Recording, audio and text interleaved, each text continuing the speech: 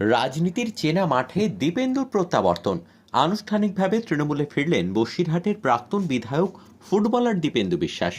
রবিবার বসিরহাট সাংগঠনিক জেলা তৃণমূলের কার্যালয়ে এক যোগদান কর্মসূচিতে তৃণমূলের জেলা সভাপতির হাত ধরে তৃণমূলের দলীয় পতাকা হাতে তুলে নিলেন দীপেন্দু বিশ্বাস।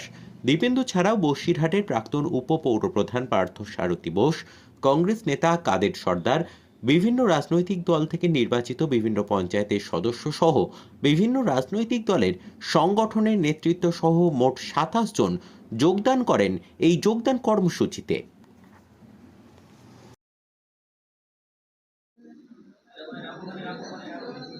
আমাদের রাজ্যের মাননীয় মুখ্যমন্ত্রী মমতা বন্দ্যোপাধ্যায় এবং সর্বভারতীয় সাধারণ সম্পাদক অভিষেক বন্দ্যোপাধ্যায়ের নেতৃত্বে এবং বসিরহাটের আমাদের জেলা সভাপতি বিক্রমদা, আমাদের কোঅর্ডিনেটর বাদলদা, আমাদের চেয়ারম্যান সরোজদা সহ যে সকল নেতৃত্ব এবং বসিরহাটের যারা আছে তাদের সাথে আমরা দলের হয়ে কাজ করি।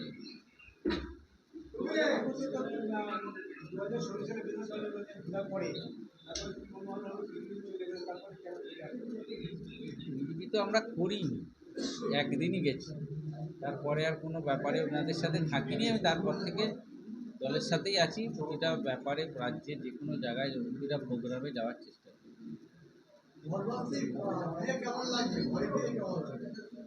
ঘরে ফিরে ভালো লাগছে, এটা ভালো লাগছে, এটাই সঠিক প্রশ্ন যে ঘরে ফিরে ভালো লাগে। কারণ আমরা 14 সাল থেকে তো পলিটিক্স শুরু করেছি, যখন যেদিন থেকে তৃণমূল কংগ্রেসই করেছি, সেখানেই এসেছি। আশা করব আমাদের বিকন্দা বাদলদাদের নেতৃত্বে বসিরহাটের 7টা সিট আমরা জিতে আমাদের রাজ্যের মাননীয় মুখ্যমন্ত্রী মমতা বন্দ্যোপাধ্যায় এবং আমাদের সর্বভারতীয় সাধারণ সম্পাদক অভিষেক বন্দ্যোপাধ্যায়ের হাতে তুলে দেব।